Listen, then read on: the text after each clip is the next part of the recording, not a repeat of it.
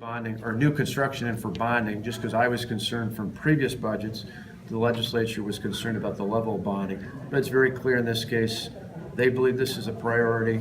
Once we got their commitment for that, it's a no-brainer for us. It's a slam dunk that we'll sign it. And so again, tradition, nothing's ever certain till we get it, but traditionally, if something makes it through in the capital budget through the Joint Finance Committee, which is where it's at right now, the changes that occur, if at all, typically are to add something, not to take anything away in the full legislative body. So why was this not in your budget initially?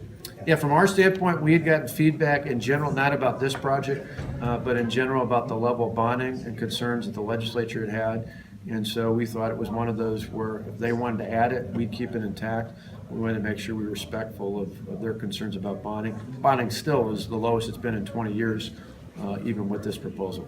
Is that to imply that additional bonding is on the table in order to finance some of these projects? Or Yeah, if you got a long-term project, traditionally just about any state, I think Nebraska doesn't do bonding, but other than that, anything that's got a long life cycle, if you're talking about 20 years, it's kind of the difference between buying a house versus building a small shack or something like that.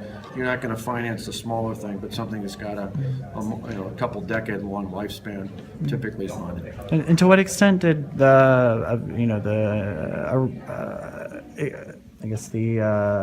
Foxconn play into a decision to? Well, I think this is just based on workforce alone. These two projects are compelling enough in their own right, with or without Foxconn. It's the added urgency with Foxconn. So they would have been, even if Foxconn wasn't on the table, these would be things I'd be happy to sign into law.